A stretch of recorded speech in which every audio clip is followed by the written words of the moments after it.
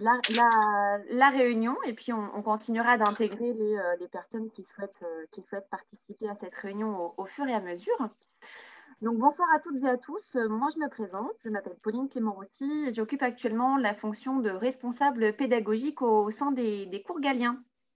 Afin que cette conférence se déroule au mieux, je vous recommande de couper vos micros et de ne pas activer vos caméras. En parallèle, j'en profite pour remercier les co-animateurs de cette conférence, à savoir donc Carole Maradi, qui est également responsable pédagogique et qui sera présente sur le chat en bas à droite de votre écran, afin de répondre à toutes vos questions. Donc, on reviendra sur chacune de vos questions au fur et à mesure de la présentation. Et elle m'en sélectionnera également quelques-unes sur lesquelles nous reviendrons de façon collective. Et je laisse les deux co-animateurs de la soirée, à savoir Anne-Lise Antemi et Venceslas Prono, se présenter. Anne-Lise. Donc, bonsoir à tous, bienvenue. Donc moi, je suis Anne-Lise Antemi-Ribreux, je suis infirmière au CHU de Dijon depuis 10 ans maintenant. Et au cours de cette intervention, je vais pouvoir vous parler un petit peu des métiers donc, du soin, essentiellement des métiers d'auxiliaire de puériculture, aide-soignant et infirmier. Et du coup, bonsoir à tous. Moi, je m'appelle Venceslas. Je travaille également au CHU de Dijon. Je suis infirmier de nuit depuis 9 mois maintenant en médecine interne. Et je suis là pour vous rapporter et mon expérience d'infirmier comme Anne-Lise et surtout aussi mon expérience en tant qu'ex-étudiant des cours Galien. Voilà. Merci à vous deux et surtout merci pour votre présence. Merci de vous être libérés puisque Anne-Lise a travaillé toute la journée et Venceslas prend sa garde juste après cette conférence. Donc merci à vous.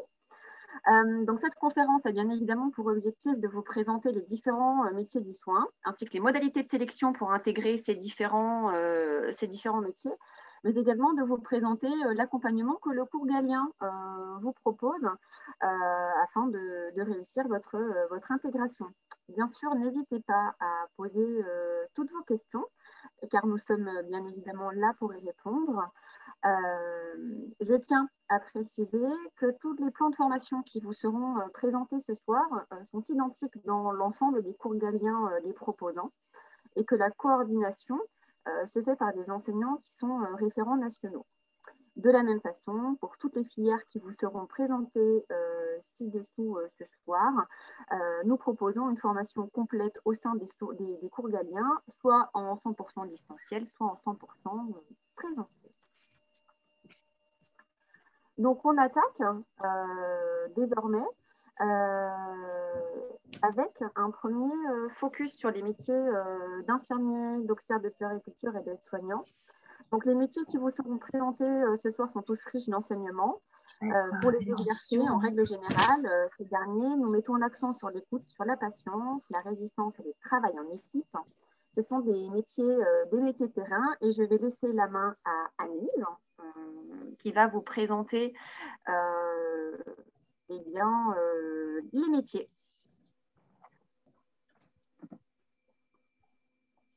Parmi les métiers du soin, il y en a d'autres qui existent, que vous pouvez voir. Mais moi, je vais vraiment m'attarder sur les trois que je vous ai annoncés tout à l'heure. Donc, des points communs entre ces trois métiers. Tout d'abord, alors, il va falloir que vous soyez au clair là-dessus, c'est que ce sont des organisations de travail particulièrement spéciales. C'est-à-dire que ce ne sont pas des horaires de bureau, c'est pas 8h, 16h, c'est pas 9h, 16h. Ça, à l'hôpital, ça n'existe pas. Ça respecte les 35 heures. Ça, c'est valable, je parle en France, bien évidemment. Ça va être plutôt des postes, donc plutôt le matin, plutôt l'après-midi, plutôt la nuit, pour qu'il y ait en permanence des personnels soignants qui puissent s'occuper des patients. Ça peut être du travail en 12 heures. Donc là, forcément, vous avez des amplitudes qui sont beaucoup plus grandes, donc forcément, vous venez moins sur l'hôpital. Ça peut être des coupes. Ça, essentiellement, on le voit dans dans les EHPAD, établissements d'hébergement pour personnes âgées dépendantes, ce qu'on appelait anciennement les maisons de retraite. Donc, en fait, l'infirmière, par exemple, elle peut venir le matin de 8h à midi et puis revenir le soir de 18h à 19h. Ça, c'est ce qu'on voit aussi pour les infirmières libérales. Beaucoup. Elles vont travailler beaucoup très tôt le matin jusqu'à environ début d'après-midi. Puis elles vont avoir une pause en milieu d'après-midi, puis elles vont reprendre leurs soins le soir. Voilà, pour pouvoir permettre de voir l'ensemble de leurs patients. Alors, elles peuvent avoir également des horaires de journée, en ambulatoire, en hospitalisation de jour. Et ça peut être des rythmes qui sont que de jour, ça peut être des rythmes qui sont que de nuit, comme Venceslas le fait actuellement, ou comme moi j'ai pu faire également. Et ça peut être aussi de l'alternance jour-nuit, comme moi j'ai pu faire. Alors, ça peut être aux urgences, ça peut être en réanimation. Enfin, voilà, il existe vraiment un panel d'organisation qui est variable et spécifique à chaque spécialité. Et il faut savoir qu'on travaille potentiellement tous les jours de l'année. Alors, on a les jours de repos, mais on peut être amené à travailler de jour, de nuit, le samedi, le dimanche, les jours fériés. Donc ça, c'est quelque chose qui n'est pas évident, mais il faut le savoir avant de commencer à se projeter dans ce type de travail. Alors, vous allez être parfois confronté à des situations qui sont un petit peu compliquées et qui peuvent vous interpeller, notamment des situations de souffrance, de maladie, de violence parfois, physique, verbale. Vous allez être confronté à la vieillesse, ce n'est pas forcément des choses qui sont évidentes. Parfois de l'acharnement thérapeutique, on a envie de faire, on veut aider, puis en fait on se rend compte qu'à vouloir trop aider, eh bien, en fait on n'aide pas, on est plus délétère qu'autre chose. Vous pouvez être confronté aussi à des situations pas évidentes concernant la nudité. Voilà, c'est pas évident de voir quelqu'un nu pour la première fois, enfant, adolescent, adulte, personne âgée, des décès aussi, autant chez les petits que chez les plus âgés, des situations parfois de maltraitance. Alors ça peut venir dans un cercle familial, ça peut venir peut-être que nous, en fait, on a l'impression qu'on fait bien, puis en fait, on ne fait pas bien. Voilà. Alors, il faut qu'on ait un esprit un petit peu critique et un petit peu ouvert sur ce qu'on fait et toujours un petit peu se remettre en question, parce que rien n'est jamais acquis. Et puis, une vraie force, mais aussi quelque chose qui peut être aussi difficile, ça peut être le travail d'équipe. Travailler ensemble, c'est super, mais ça peut aussi parfois être compliqué. Donc, c'est quelque chose qui n'est pas évident au quotidien. On va commencer par parler spécifiquement des auxiliaires de puériculture. Alors, on va d'abord parler des missions pour chacun des métiers, et puis ensuite on parlera des milieux d'exercice. Alors, les auxiliaires de puériculture, mais également les aides-soignants, globalement, vous avez des missions communes. Vos études, elles sont sur une année. Vous avez des missions qui sont globalement les mêmes, sauf que le public que vous allez voir n'est pas le même. Les auxiliaires de puériculture vont s'attarder plus sur les enfants donc de la naissance à 18 ans, 15-18 ans. Les aides-soignants, eux, vont voir des populations adultes et des populations âgées. Vos missions, ce sont les mêmes, c'est-à-dire les soins d'hygiène et de confort, l'observation et la mesure des paramètres vitaux, aider au quotidien l'infirmier, l'infirmière ou l'infirmière puéricultrice pour les auxiliaires de puériculture, gérer l'environnement, participer aux transmissions, parce que bien évidemment, les auxiliaires de puériculture et les aides-soignants voient des choses et peuvent détecter des éléments que nous, infirmiers ou les médecins ne voient pas, donc transmettre les informations. Accueillir et informer les personnes et les entourages, notamment, je pense aux auxiliaires de puériculture quand elles s'occupent des petits bouts de chou en crèche. C'est bien de faire des petites transmissions le soir quand les parents récupèrent leurs enfants. On est bien content de savoir si ça s'est bien passé ou pas. Accompagner les stagiaires, parce qu'en tant que futurs professionnels, après, vous allez former. Et une spécificité au niveau des auxiliaires de puériculture, c'est la réalisation d'activités d'éveil et de loisirs et d'éducation auprès des plus petits. Concernant les infirmiers, les rôles se rejoignent, mais avec un niveau supérieur. Il faut savoir que pour ces 3 métiers, le cœur de votre métier, ce sont les soins. Ce sont des choses qui sont pratiques. Alors, au niveau des infirmiers, il y a 2 grands rôles qui ressortent. Ce qu'on appelle le rôle sur prescription, c'est tout le rôle, en fait, que toutes les actions que vous allez faire sur prescription médicale. Le médecin, par exemple, vous prescrit un bilan sanguin, une prise de sang. Voilà. Ça, vous ne pouvez pas le faire théoriquement de votre propre chef. Il faut que vous ayez une prescription médicale pour vous, que vous agissez pour que lui récupère les résultats sanguins. Mais par contre, on peut aussi travailler en autonomie. C'est ce qu'on appelle le rôle propre. On peut faire des choses de notre propre chef. Et ça, c'est intéressant aussi. Alors, ce ne sont pas ça peut être sur des choses qu'on peut dire basiques, mais qui ont un rôle également. Et l'ensemble de nos panels de soins, ils peuvent être curatifs, donc pour traiter, guérir, technique, exemple, une prise de sang, relationnel, rassurer quelqu'un. On a l'impression que ce n'est pas grand-chose, mais on s'occupe de personnes. Donc, en face de nous, on n'a pas des tables, des ordinateurs, on a des êtres humains. Donc, communiquer, c'est essentiel. Préventif, pour éviter l'apparition de problèmes. Typiquement, on peut parler des escarres, ce sont des grosses plaies dues à de l'aliment prolongé. Éducatif, rendre le patient autonome sur sa maladie et parfois, quand la situation est particulièrement difficile et inéluctable, les soins palliatifs. Alors, en tant qu'auxiliaire de puériculture, aide-soignant et infirmier, on peut travailler à peu de choses près partout. Donc, les auxiliaires de puériculture, vu qu'elles vont s'occuper plutôt des enfants, donc ça sera forcément dans les structures qui accueillent des enfants, ça peut être en maternité, ça peut être en néonatologie, ça peut être en réanimation néonatale. Donc là, ce sont vraiment des tout petits bouts de chou qui sont nés un petit peu trop tôt et qui ont vraiment besoin d'aide. Ça peut être en pouponnière, donc accueillir des enfants en très bas âge, en crèche, en halte en garderie, également en protection maternelle et infantile, ça c'est extrêmement important. Et également dans des situations que vous connaissez peut-être un petit peu moins bien, qui sont la psychiatrie, donc de l'enfant et de l'adolescent, donc par rapport aux pathologies psychiatriques. Parce que oui, il y a aussi des enfants et des adolescents qui peuvent développer des pathologies psychiatriques. Par exemple, je vais parler par exemple de l'autisme, ça en parle peut-être à certains. Eh bien vous pouvez très bien être apte à travailler dans ce genre de structure. Concernant les aides-soignants, eh bien, clairement, vous pouvez travailler partout. En hôpital, donc dans tous les services qui peuvent exister, cardiologie, réanimation, urgence, pneumologie, chirurgie, oncologie. Vous pouvez aussi travailler dans les établissements d'hébergement pour personnes âgées dépendantes, donc les maisons de retraite, comme je vous ai parlé. Voilà, ça peut être vraiment divers et varié. Et concernant les infirmiers, même chose. Ça peut aller de la crèche. Alors, la crèche, c'est forcément les infirmières puéricultrices. Nous, en tant qu'infirmiers classiques, on n'a pas le droit on n'est pas apte, entre guillemets, à travailler dans ce genre de structure. On peut travailler en établissement hospitalier, privé, public. On peut travailler en libéral, donc aller au domicile des patients. On peut travailler aussi en milieu scolaire. Alors, certains, en général, quand je fais les cours en direct, me disent oui, l'infirmière scolaire, elle ne sert à rien, elle n'est jamais là. Eh ben, en fait, si, elle est là. Le problème, c'est qu'en général, elle n'a pas assez. Elles sont sur plusieurs sites. Et si elles veulent faire les choses, eh ben, elles ont un rôle qui est extrêmement important au sein des structures scolaires, que ce soit en collège ou en lycée. Vous pouvez travailler aussi en entreprise. Alors ça, c'est un petit peu moins connu. Mais c'est vraiment pour tout ce qui est gestion des risques psychosociaux.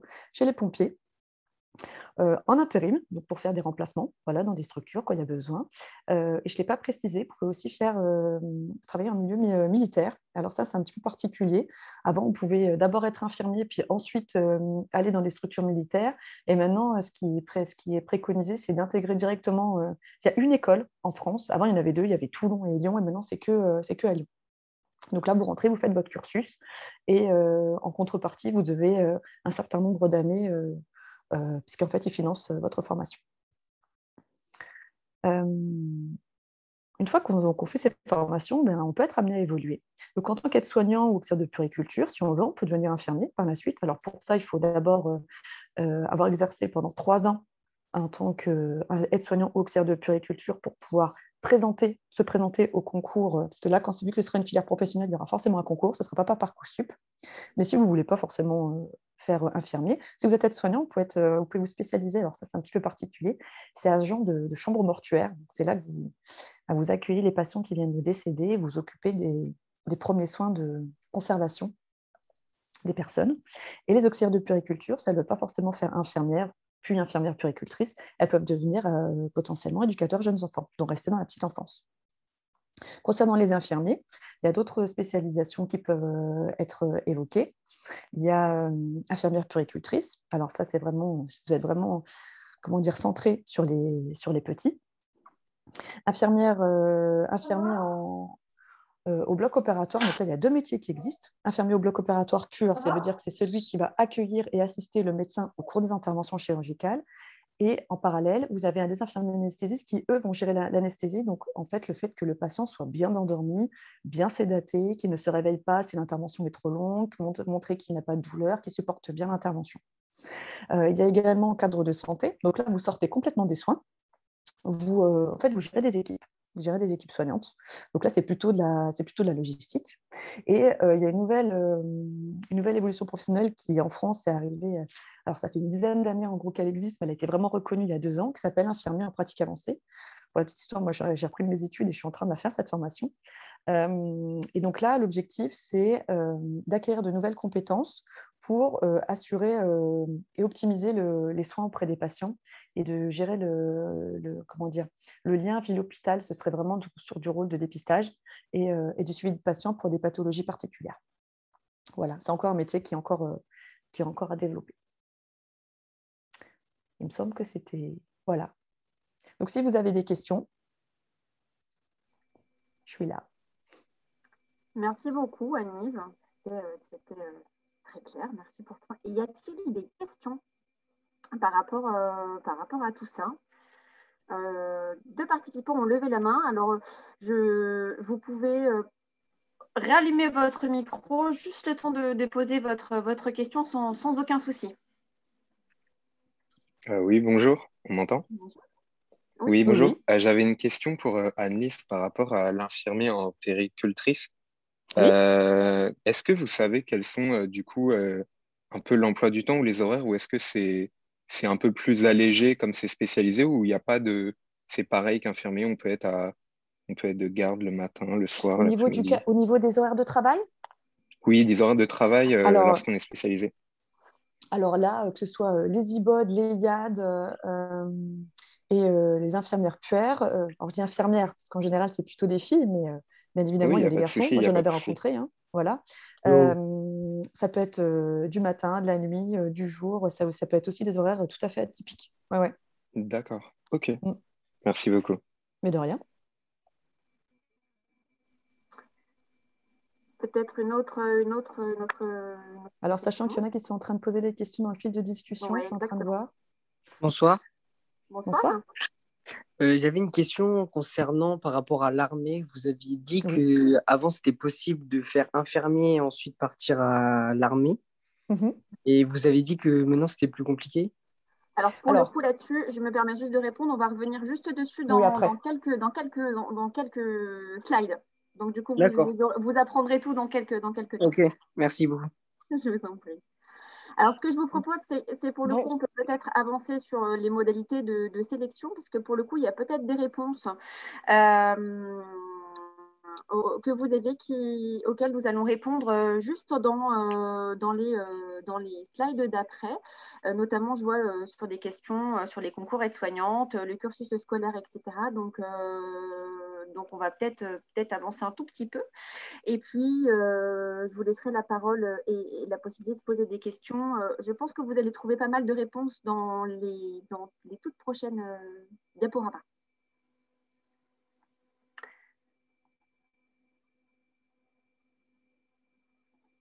Alors, on poursuit du coup. Alors, n'hésitez pas, hein, si vous avez besoin, Carole est disponible sur le chat sans aucun souci.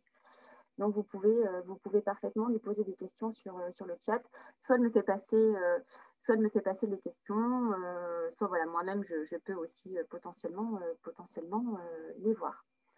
Donc, je reprends du coup la main. Encore merci infiniment Anne-Lise sur notamment les modalités de sélection. Alors, concernant ces modalités de sélection, on va commencer par faire un point sur les réformes qui ont impacté nos modalités d'admission en école paramédicale toutes ces dernières années. Donc, avant 2019, nous étions sur une sélection via concours 100% des écoles paramédicales en France. Donc, dans les écoles paramédicales, les écoles d'infirmiers, d'auxiliaires de puériculture et d'aides-soignants. Les étudiants passaient alors une sélection qui était en règle générale composée de 2 étapes, hein, un écrit qui était complété par un oral soit de motivation, soit de compétences. Donc pour les infirmiers, depuis la rentrée 2019, la sélection sur concours a été supprimée, là aussi au profit d'une sélection sur dossier et ce via la plateforme Parcoursup. Aussi, pour intégrer un IFSI, seul votre dossier est aujourd'hui pris en considération puisque les oraux ont été supprimés. Pour les aides-soignants et les auxiliaires de puériculture, les nouvelles modalités de sélection ont aussi été mises en place pour la rentrée 2020. Là aussi, la sélection sur concours a été supprimée au profit d'une sélection sur dossier, mais cette fois-ci hors Parcoursup. C'est-à-dire qu'aujourd'hui, pour intégrer un institut de formation, donc un IFAS, un institut de formation pour aide-soignant ou un IFAP, un institut de formation pour auxiliaire de puériculture, il vous faudra présenter un dossier complet auprès de chaque école. Pour ces sélections, le Covid aura eu raison des oraux, puisqu'à ce jour, l'année dernière, mais également cette année, la sélection est annoncée comme ne se faisant qu'uniquement sur dossier. Les oraux ont donc été supprimés. Enfin, malgré un mode de sélection qui est différent, à savoir qu'il n'est plus un concours, nous tenons à vous alerter sur la sélectivité de toutes ces filières, car le nombre de places disponibles au sein des instituts de formation n'a pas évolué depuis la réforme, et ce malheureusement. Il est à noter donc que le passage de la sélection sur Parcoursup a fait en fait exploser les demandes sur ces filières et plus généralement sur les filières paramédicales. À titre d'exemple, la filière infirmier en 2020 détient un record, celle de la filière ayant obtenu le plus grand nombre de vœux sur Parcoursup pour la rentrée 2020. Donc si auparavant, il fallait préparer et présenter un concours, aujourd'hui, le passage sur dossier a fait naître des envies chez certains étudiants qui n'envisageaient très probablement pas ces études par peur du mode de sélection, à savoir le concours.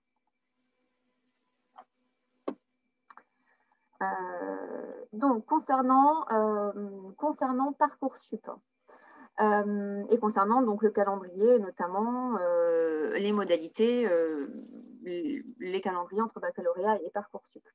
En ce qui concerne le baccalauréat, nous allons donc faire un rapide tour d'horizon de ce que vous avez vécu et de ce que vous allez vivre dans les prochaines semaines. Donc, si on reprend depuis le début, le 15 novembre dernier a été marqué par l'ouverture de la banque des sujets pour les enseignements communs en contrôle continu. C'était donc le lancement officiel de ce nouveau bac. C'est officiel désormais depuis quelques semaines. Les étudiants de terminale ne passeront pas les épreuves de spécialité via un examen.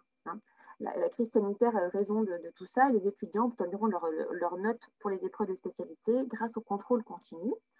Donc, pour rappel, les étudiants ont dû prendre 3 spécialités en première et ont dû en conserver 2 en terminale. Les notes qu'ils obtiendront à ces épreuves pourront d'ailleurs être intégrées à Parcoursup.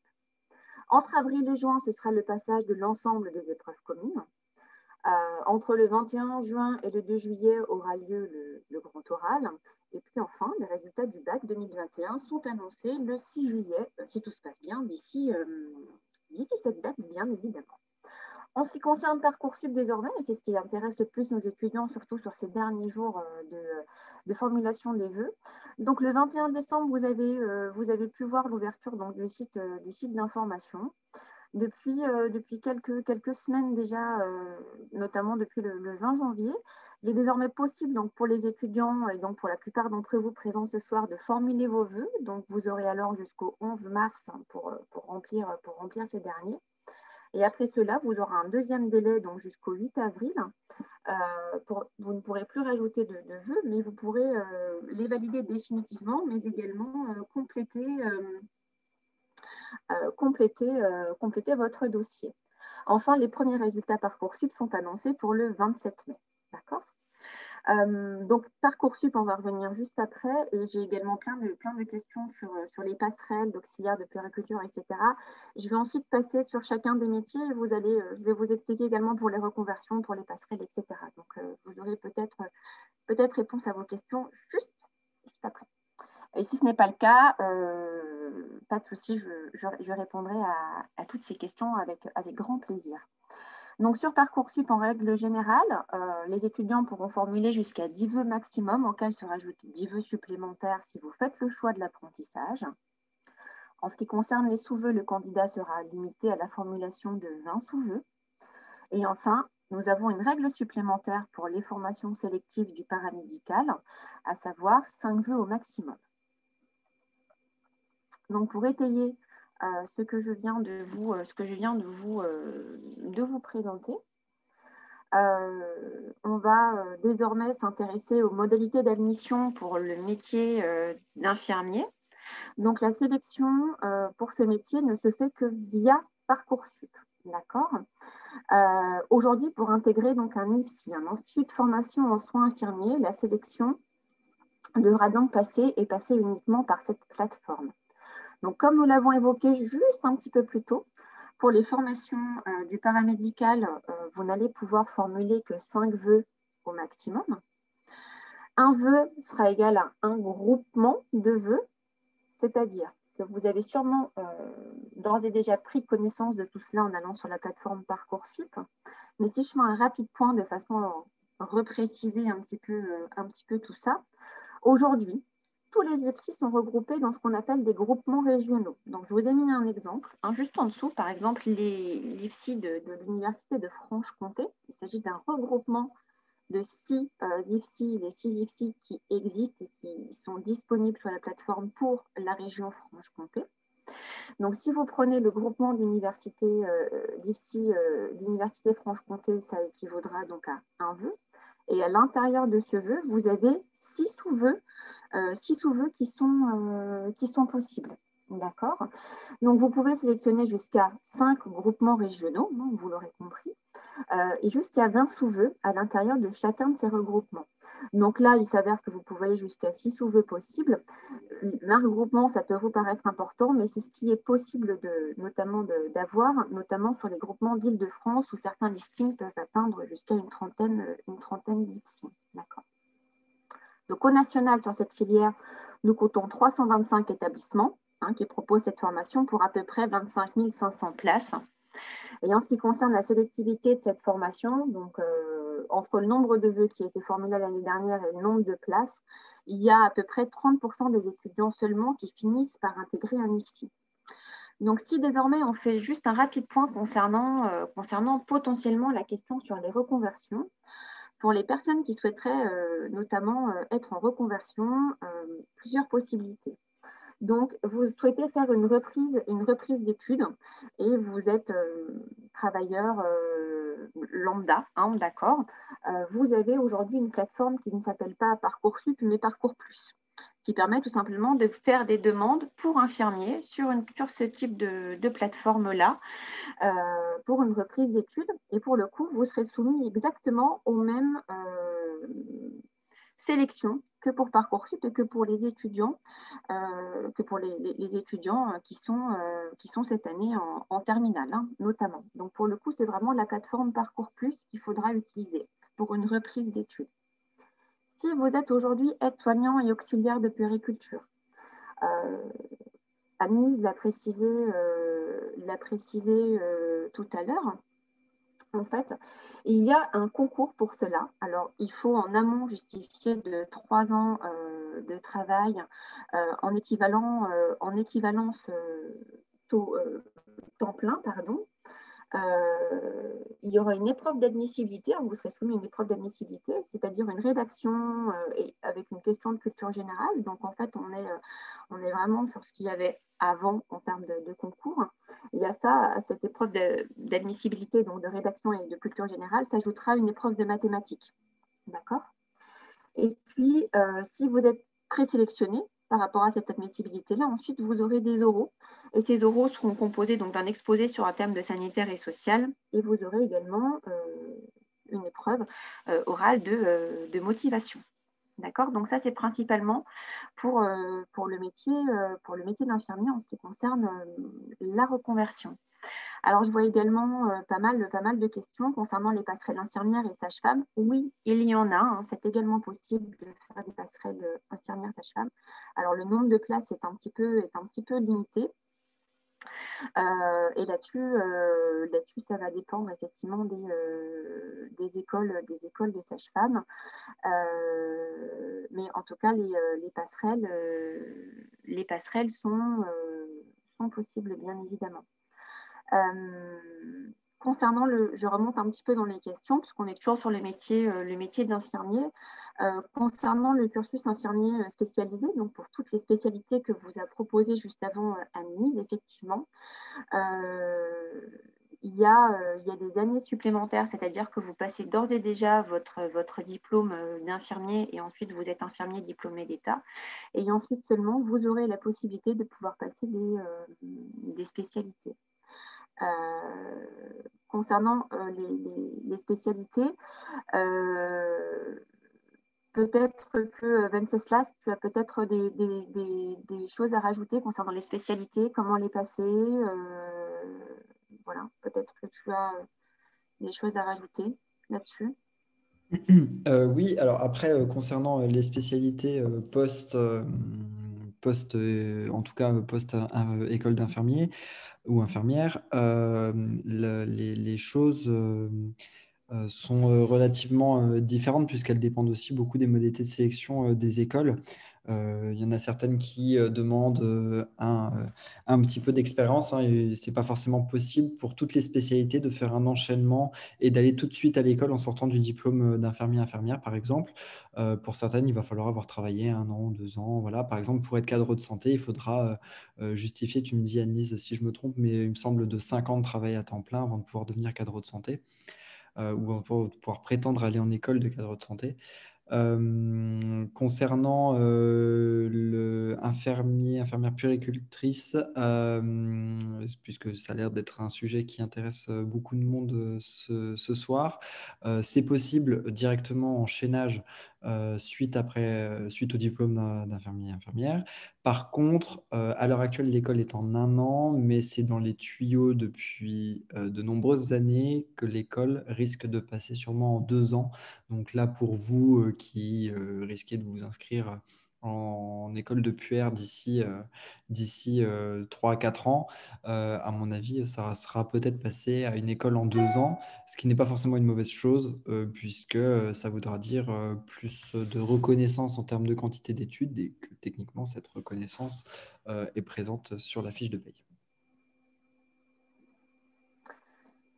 Je vois aussi des questions donc, par rapport aux passerelles en première année de médecine. Alors, il n'y a pas forcément de passerelle, hein. Soit vous allez en médecine, effectivement, soit si vous ne rentrez pas en première année de médecine, vous devrez passer ensuite par parcours plus, de la même façon que l'intégralité des étudiants.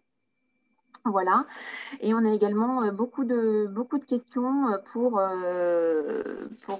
nous demander notamment est-ce qu'avec un BTS on peut devenir infirmière, est-ce qu'avec des spécificités de baccalauréat on peut aussi devenir infirmière ou infirmier, bien évidemment.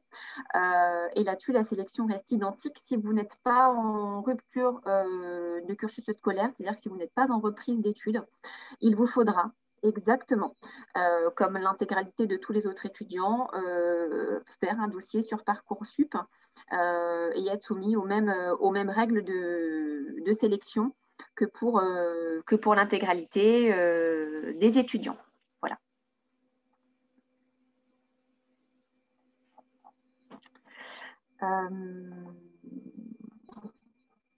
Donc, concernant infirmiers,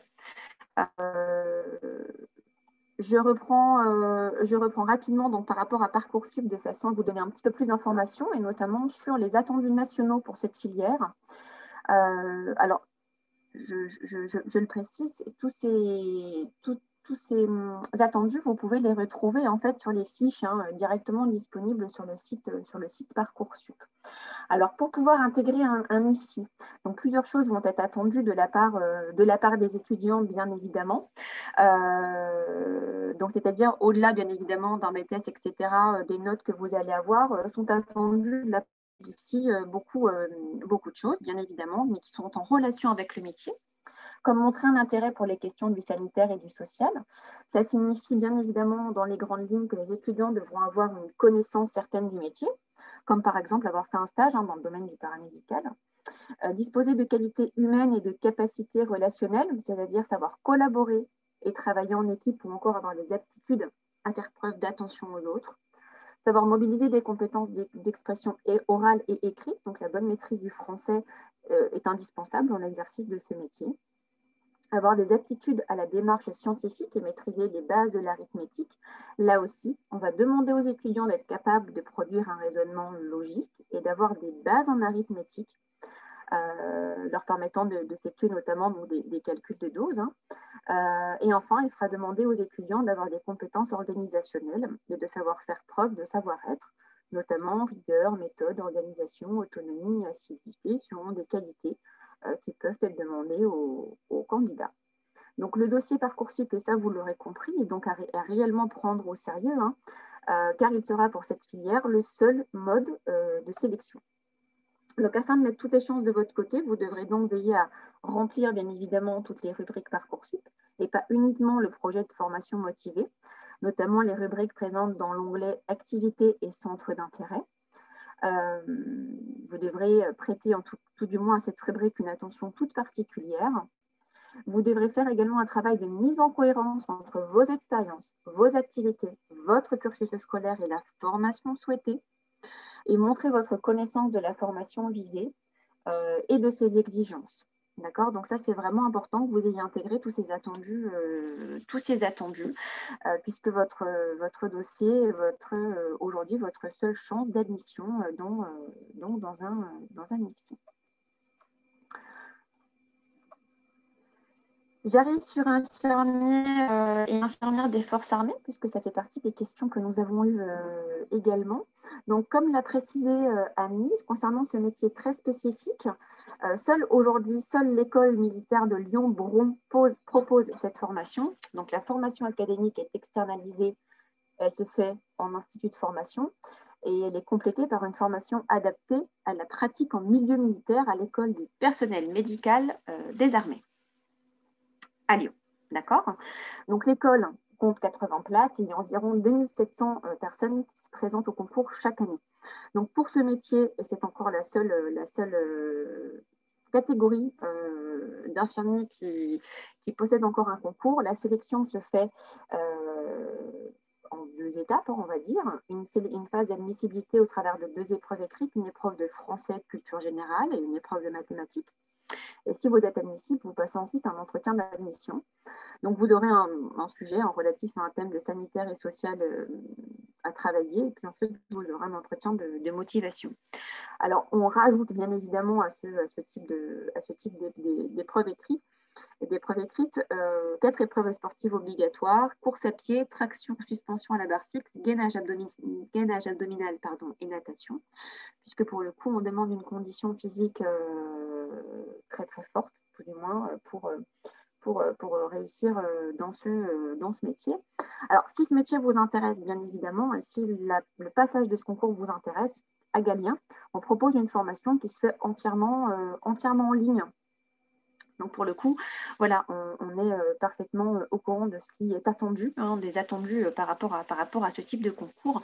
Et vous pouvez parfaitement préparer ce concours tout simplement grâce au cours Galien. Concernant dorénavant les modalités d'admission pour aides-soignants et auxiliaires de puériculture. Donc, pour les 2 métiers, la sélection est identique, elle va se faire sur dossier, plus une épreuve orale. Alors, je mets entre guillemets l'épreuve orale, puisque pour le coup, cette année, elle était prévue, mais on a reçu un arrêté qui nous indique que cette année, en raison de la crise sanitaire, les épreuves orales ne seront pas faites cette année. Je l'ai quand même laissé néanmoins parce qu'il se peut que l'année prochaine, bien évidemment, ce soit à nouveau le cas. Donc, concernant ces 2 filières, je le répète, la sélection se fait en dehors de Parcoursup. C'est ce qu'on appelle des sélections écoles dépendantes, c'est-à-dire qu'un dossier est nécessaire pour chaque école présentée, puisque pour chaque école, chaque école a son propre référentiel de sélection. Donc, comme vous pouvez le voir, pour rentrer dans un IFAP ou dans un IFAS, donc un institut de formation en auxiliaire de puériculture ou un institut de formation en aide-soignant, il vous faudra présenter un dossier. Pour intégrer donc un institut de formation, ce dossier doit être complet et il se compose donc d'une lettre de motivation, elle peut être manuscrite ou informatique en fonction des écoles, d'un CV, voilà, et puis d'une analyse de situation. Donc, c'est un document relatant au choix, soit une situation personnelle ou professionnelle vécue, soit un projet professionnel en lien avec les attendus de la formation. Les attendus de cette analyse sont assez élevés. La présentation doit être structurée et synthétique. Elle doit mettre en valeur les qualités humaines et les capacités relationnelles du candidat. Et enfin, l'aptitude à travailler en équipe doit être également mise en évidence. À tout ce dossier peuvent se rajouter les diplômes obtenus, les bulletins scolaires, une attestation de suivi de formation si vous avez suivi une classe préparatoire, une lettre de recommandation, un rapport de stage ou toute autre justification valorisant un engagement ou une expérience personnelle, que ce soit associative, sportive toujours en lien avec la profession. Donc, comme je l'ai fait pour infirmier, pour être soignant auxiliaire de puériculture, pour les personnes qui souhaiteraient être en reconversion ou faire ce métier, pour la plupart des écoles, les écoles annoncent que quoi qu'il arrive, les sélections se font de la même façon et ce pour tout le monde. Donc, c'est-à-dire qu'il vous faudra présenter des dossiers auprès des écoles avec l'ensemble de ces éléments. Alors attention toutefois, parfois dans certaines écoles, vous avez des restrictions d'âge, comme à la Croix-Rouge de Dijon notamment. Voilà, j'ai devant les yeux. C'est indiqué d'être âgé à minima de 17 ans et de 29 ans révolus au maximum. Donc voilà, si on prend l'école de Rockefeller sur Lyon, il n'y a absolument aucune contre-indication au niveau de l'âge. Donc voilà, en fonction des écoles, aujourd'hui, les différentes choses peuvent être faites. Néanmoins, on vous demandera toujours la même chose. Un dossier, une école égale un dossier, constitué de la même chose, lettre de motivation, CV et analyse de situation personnelle ou professionnelle.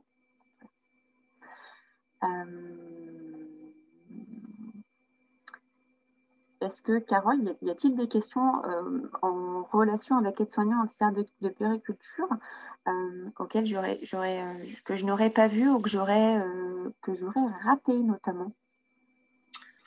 Alors oui, Pauline. Allô? Oui. S'il vous plaît, on peut poser des questions là? Oui, dites-moi. Je vous écoute. Ok, j'avais une question par rapport à la concession des dossiers d'aide-soignante. On a demandé à un niveau, une attestation de langue niveau C1 pour les candidats hors Union européenne. Oh, du oui. coup, je suis un tout petit peu confuse parce que, bon, moi, personnellement, j'ai un niveau M1 en langue. Et du coup, est-ce qu'avec mon niveau de langue, j'ai encore besoin de cette attestation ou Alors là-dessus, ce qu'il faut savoir, c'est que pour le coup, à partir du moment où l'école le demande, vous êtes obligé de justifier ce... Alors, il y a beaucoup de... Ouais, il y a des micros qui sont ouverts. Alors, du coup, c'est un petit peu compliqué. En fait, si vous voulez, à partir du moment où c'est l'école qui vous le demande, il vous faudra effectivement le présenter quoi qu'il arrive. C'est vraiment les écoles qui décident des documents qu'ils vous demandent. Donc, après, le meilleur conseil que moi, je peux vous donner quand vous avez ce type de questions, c'est bien évidemment d'appeler directement les écoles et d'aller vous renseigner auprès des écoles, puisque chacune d'elles a mis en place, on va dire, son propre référentiel de sélection. Donc, je vous conseille vraiment de vous rapprocher des écoles dans lesquelles vous souhaitez déposer un dossier. Ce sera vraiment le plus simple. D'accord. Ok. Et après, étant donné que l'arrêté vient tout juste de sortir, est-ce que c'est un arrêté pour toutes les écoles de la France, une date limite, ou bien c'est chaque école qui donne en fait sa date? À ce jour, normalement, c'est un arrêté pour toutes les écoles. Pour le coup, jusqu'à présent, nous, dans les écoles sur lesquelles on a téléchargé des dossiers d'inscription, il n'y en a aucune qui propose un oral derrière. D'accord. Voilà. Merci. Je vous en prie. Carole, est-ce qu'il y a des questions auxquelles potentiellement je n'aurais pas vu ouais. Notamment donc, sur EJE et auxiliaire, je pense qu'il y a une confusion entre ces deux métiers. D'accord, ok. Alors, éducateur de jeunes enfants, on est principalement sur un métier du domaine du social. Un éducateur de jeunes enfants est une personne qui travaille avec des enfants de 0 à 7 ans, mais plutôt dans le domaine social. C'est-à-dire qu'il a un rôle d'apprentissage de vie en collectivité. Donc, un EJE travaille bien souvent dans une structure telle qu'une crèche. Il travaille en collaboration, bien évidemment, avec des auxiliaires de puériculture. Alors, parfois, la relation est assez brouillée entre les deux, puisque dans une crèche, on est souvent amené à faire le métier des uns et des autres. Néanmoins, si on regarde vraiment le métier et qu'on y fixe une frontière assez nette, l'auxiliaire de puériculture va s'occuper vraiment de tout ce qui est soins, D'accord, c'est-à-dire propreté de l'enfant, accompagnement vers la propreté, accompagnement lavage de mains, s'il y a des soins à donner tels que des lavements nez ou toute autre chose, effectivement, ce sera l'auxiliaire de puériculture qui sera amené à faire ce type de soins. Et le JE travaillera beaucoup plus sur l'animation, la vie en collectivité, l'apprentissage de la vie en collectivité. Ça peut aussi être les règles de vie, apprentissage par le jeu, motricité. Hein. Alors, ça peut être aussi en relation avec l'auxiliaire de puère, mais la motricité peut aussi être travaillée par le JE. Et là, pour le coup, on est sur un métier où vous intégrez un institut régional des travailleurs sociaux. Et là, pour le coup, vous êtes vraiment dans une autre structure. On n'est vraiment pas dans le domaine paramédical, mais dans le domaine du social. Donc, effectivement, la frontière est très fine. Néanmoins, on est sur vraiment deux métiers vraiment différents. Voilà. Donc, éducateur de jeunes enfants. Par contre, si vous souhaitez avoir des informations pour éducateur de jeunes enfants, n'hésitez pas.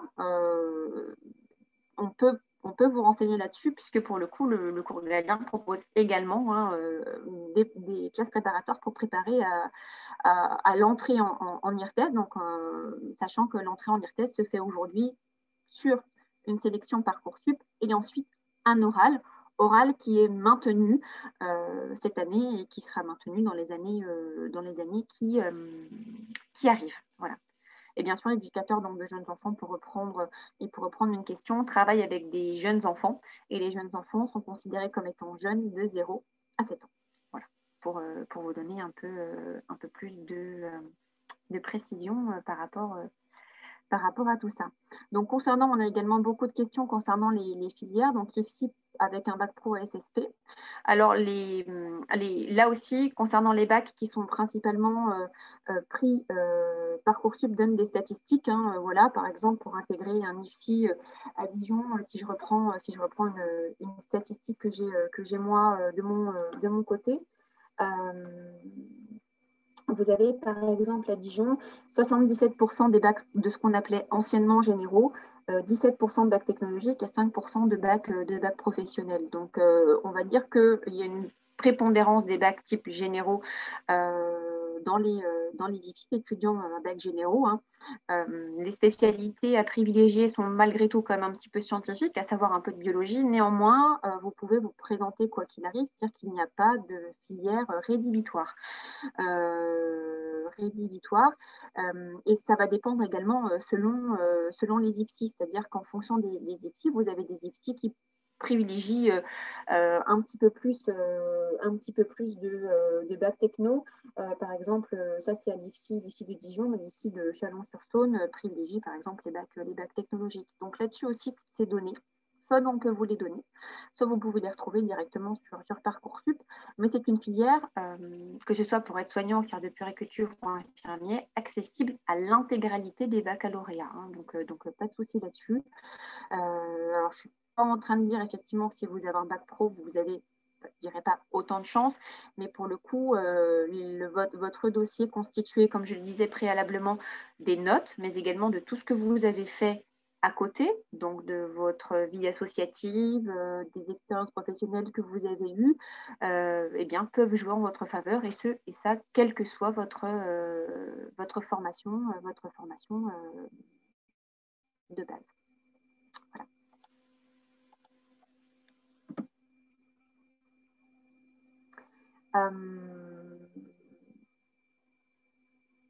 J'espère que par rapport au tour d'horizon des filières et des modes de sélection que nous avons pu avoir,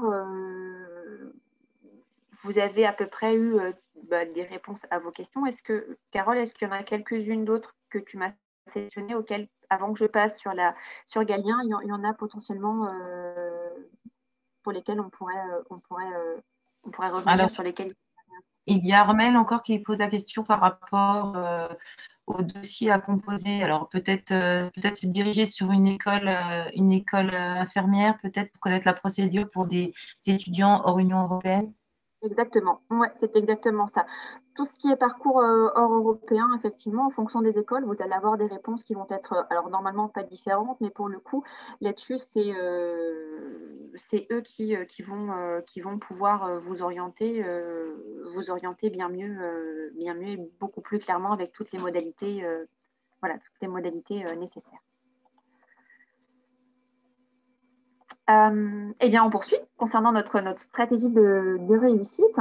Donc, ça fait désormais un peu plus d'une vingtaine d'années que nous préparons nos étudiants à ces filières du supérieur. Donc, pour ceux qui ne connaissent pas toujours Galien, on accompagne à peu près plusieurs milliers d'étudiants alors sur toutes les formations et ce depuis plus d'une vingtaine d'années. On est donc se considère donc comme étant des spécialistes de ces concours et nos enseignants le sont bien évidemment également.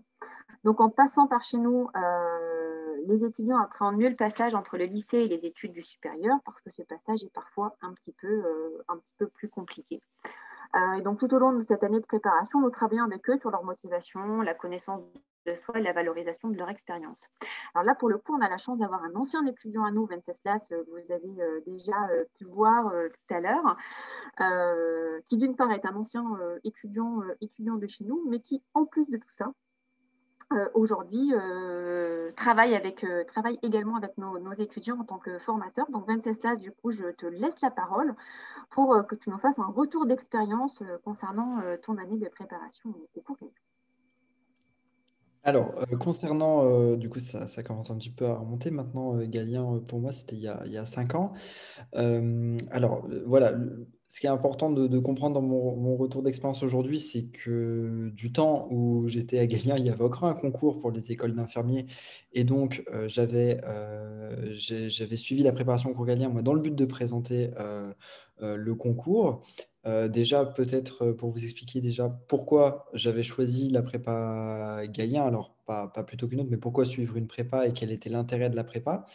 L'intérêt de la prépa, déjà, surtout, pour moi, c'était conformer mon choix professionnel, c'est-à-dire prendre le temps, prendre 1 an pour être sûr que c'était bien ce métier-là que je voulais faire et ne pas m'engager dans des concours qui, en plus, à l'époque, étaient onéreux et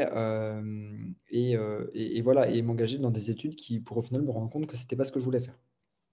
Donc, le gros avantage des cours Galien, ça a été déjà, premièrement, l'accompagnement, la préparation au concours.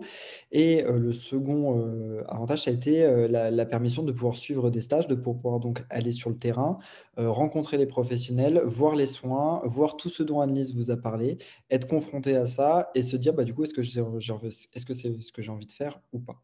Voilà, c'est surtout ça qui m'a plu au cours Galien. Les cours Galien aussi, alors vous pouvez voir sur la carte on a pas mal de centres un peu partout en France, mais peu importe le centre, ou en tout cas, moi je peux vraiment parler d'expérience sur le centre de Dijon, mais je suis convaincu que c'est partout pareil.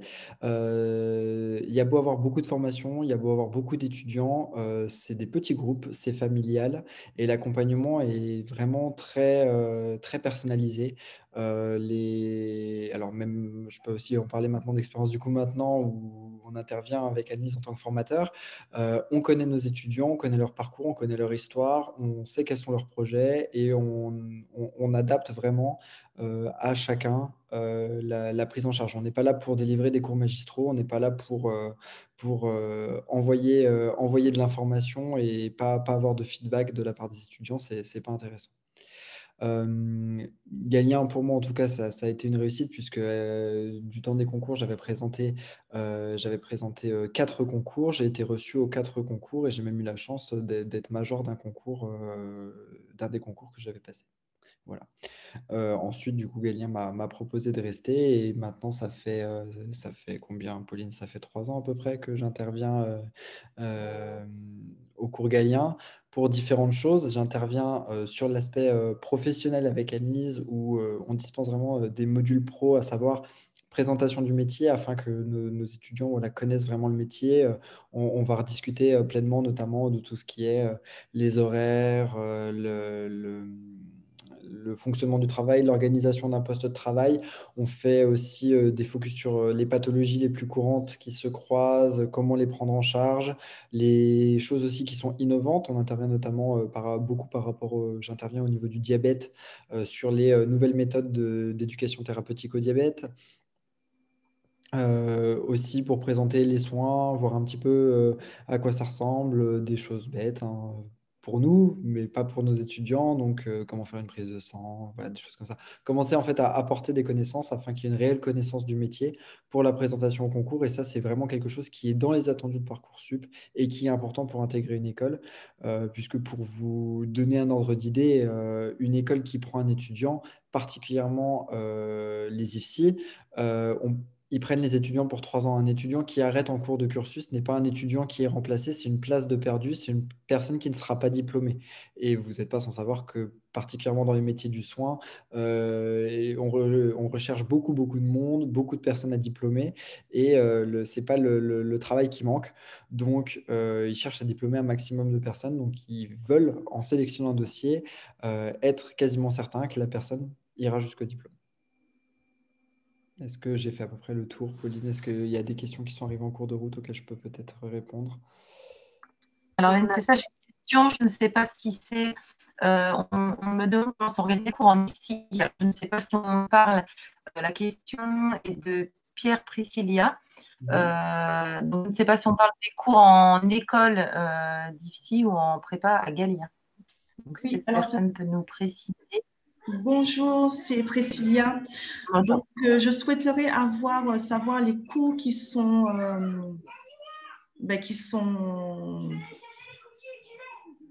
annoncés en IFSI. Voilà. Quels sont les cours, comment sont traités les cours et comment organiser les cours? Alors, les cours en IFSI sont organisés, vraiment, c'est une formation, et Anis, n'hésite pas à me compléter. C'est des cours qui sont en alternance, donc il y a une partie de cours en présentiel à l'IFSI. C'est des cours qui sont déjà théoriques, cours magistraux, dispensés soit par des infirmiers, des cadres de santé, des médecins ou n'importe quel professionnel du soin. Le but, c'est vraiment, comme les infirmiers sont au carrefour de tous les métiers, de prendre un petit peu, on va dire, chez tout le monde pour apprendre et créer une identité professionnelle. Ensuite, il y a aussi une partie pratique à l'école avec donc les TD et les TP, donc les travaux pratiques pour apprendre à faire un soin, apprendre à faire une prise de sang, apprendre à faire un sondage urinaire, des choses comme ça. Et évidemment, dans un premier temps, ça va être fait sur un mannequin avant de passer sur des vraies personnes. Ensuite, il y a les stages, donc comme ça en alternance. En première année, évidemment, il y a plus de théorie, un petit peu moins de stages. En deuxième année, c'est kiff-kiff. Et en troisième année, c'est beaucoup de stages et un petit peu moins de cours magistraux. Arrivé lycée sur les 3 ans, on est à 50% de stages, 50% de cours magistraux. Les stages, ils sont faits dans différents lieux à chaque fois. On ne fait pas les 3 ans au même endroit. Le but, c'est de balayer tous les types de services qui existent, en tout cas les grandes catégories, afin que chacun puisse, en fonction de son projet professionnel, conforter son projet et puis créer son parcours. C'est vraiment très personnalisé également en IFSI. Merci. De rien. Il y avait une autre question, Carole, ou pas? Pour l'instant, non. Eh bien, du coup, je vais enchaîner sur... merci, Venceslas. Sur notamment eh bien, la méthode Galien. Et donc, ce qu'on met en place, ça fait partie aussi des questions qu'on nous pose souvent sur ce qu'on met en place, nous, tout simplement pour vous aider à réussir votre sélection d'entrée en première année d'école. Donc, comme vous l'avez vu et puis compris, l'intégration, que ce soit en école, donc en IFSI, en IFAP ou en IFAS, elle n'est pas simple, bien évidemment. Il y a beaucoup de demandes, et ce de plus en plus. Et puis, les écoles demandent beaucoup de compétences. Ils sont aujourd'hui très exigeantes quant aux candidats qu'ils sélectionnent. À cela s'ajoute également ce que vous a dit Venceslas sur le fait qu'aujourd'hui, les IFSI souhaitent sélectionner des étudiants qui n'abandonneront pas en cours d'année, puisqu'un étudiant qui abandonne en cours d'année n'est pas remplacé. Donc, c'est un infirmier en moins au bout des 3 ans, de formation. Donc, notre accompagnement, nous, va vous permettre, tout du moins, de mettre toutes les chances de votre côté pour intégrer un institut. Donc, les formations qui sont faites sont bien évidemment décidées par nos référents nationaux, nos référents pédagogiques nationaux. Ils sont travaillés en partenariat avec des professionnels. Hein, donc, on essaye de s'adapter du mieux possible aux demandes de Parcoursup. Donc, pour les 3 filières proposées ce soir, pour nos formations, elles s'articulent ainsi. Donc, nous avons une formation annuelle de 7 mois de formation. Alors, on dit annuelle, mais pour le coup, on est plutôt sur une formation type année scolaire traditionnelle, avec un début de formation mi-septembre et une fin de formation prévue à mi-mars, c'est-à-dire qu'on arrête la formation au moment de la fermeture de Parcoursup. Ce qui correspond à 18 semaines de cours plus 3 semaines de stage obligatoire, 3 semaines à minima en fait, puisque les étudiants auront la possibilité de faire un stage et de faire des stages autant que nécessaire car nous sommes conventionnés. Donc du coup, si les étudiants souhaitent faire des stages sur les vacances scolaires, ils pourront en faire autant qu'ils le souhaitent.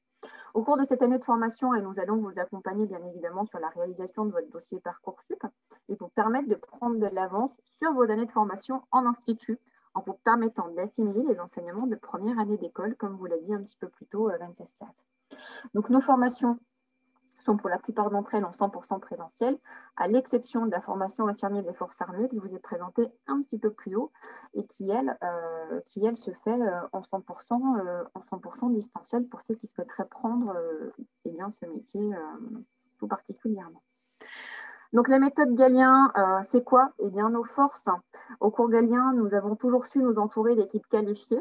Et je remercie encore donc, nos deux IDE, donc infirmiers diplômés d'État présents ce soir, qui nous accompagnent sur cette réunion et qui nous accompagnent tous les ans depuis déjà un bon nombre d'années pour préparer nos étudiants du mieux possible. Et voilà, c'est ce qui fait notre principale force et bien évidemment notre notoriété.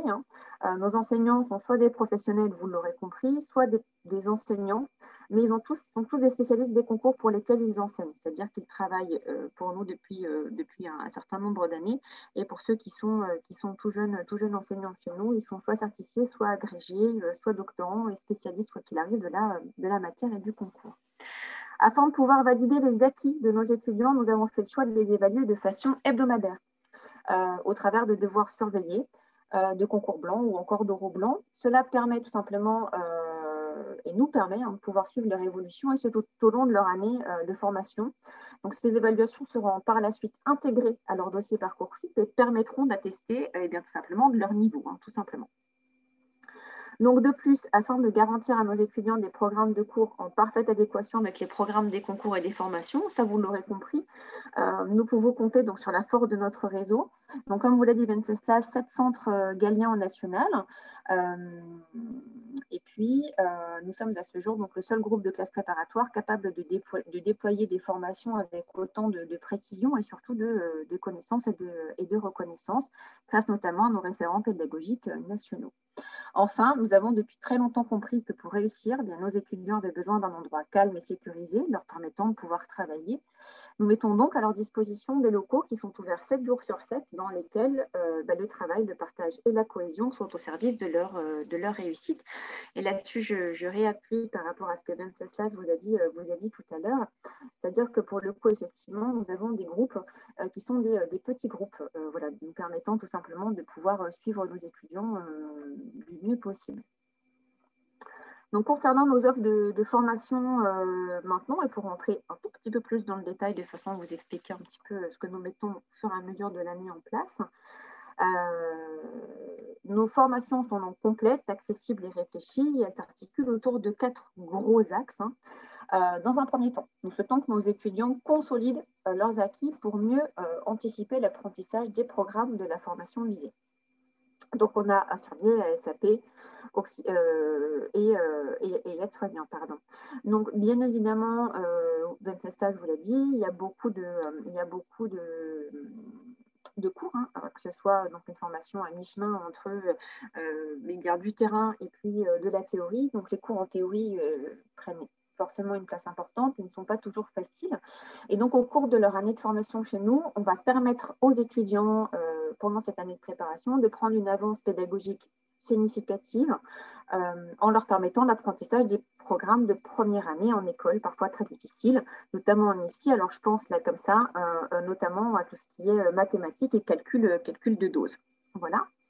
Dans un second temps, on met en place de réelles méthodologies de travail. Donc, nous travaillons sur la valorisation des expériences professionnelles de nos étudiants. Donc, dans chaque filière, on met un point d'honneur à de l'immersion professionnelle, c'est-à-dire qu'on a des stages qui sont obligatoires afin de bien prendre conscience du métier pour lequel nos étudiants s'investissent, tout simplement. Et nous mettons également en place des rencontres avec des professionnels qui interviennent sur différents sujets et problématiques. Alors, Venceslas vous l'a dit juste en amont, c'est-à-dire qu'on met en place des rencontres, on va mettre en place des challenges don du sang avec l'Institut français pour le sang. On va mettre en place, donc Venceslas est aussi formateur à la protection civile et donc il forme nos étudiants au PSC1, donc au geste premier secours. Donc ça, et nos étudiants le font aussi pendant leur année. On leur fait également pas mal de cours pratico-pratiques. Pour les étudiantes, notamment en auxiliaire de puériculture, on a une infirmière puéricultrice qui intervient avec des poupons, donc pour expliquer les premiers gestes, pour expliquer tout ce qui est hygiène. Voilà, donc on est vraiment sur du concret.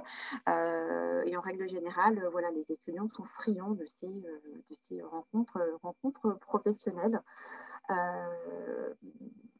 Dans un troisième temps, donc l'objectif pour nous, c'est également d'accompagner nos étudiants afin de concrétiser leur choix d'orientation, bien évidemment.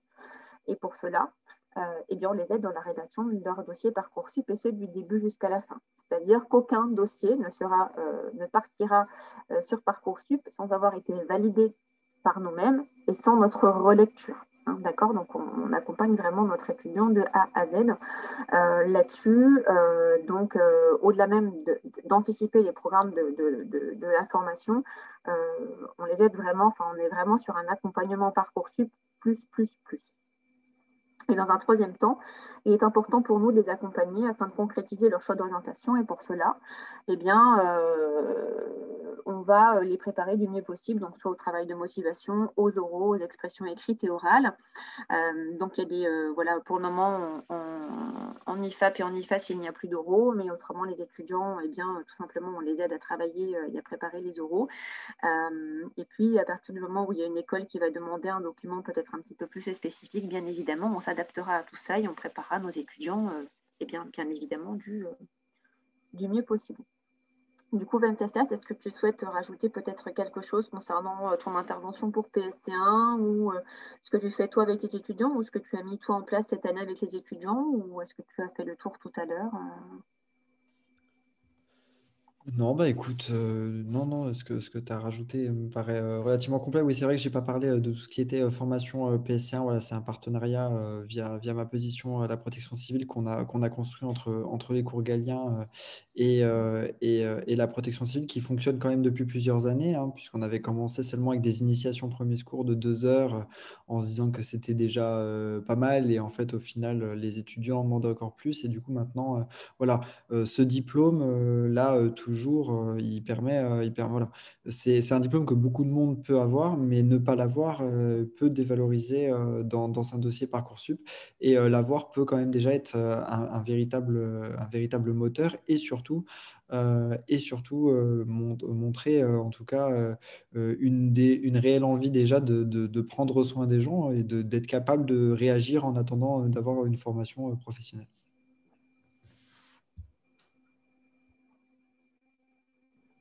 C'est tout pour moi. Super, merci.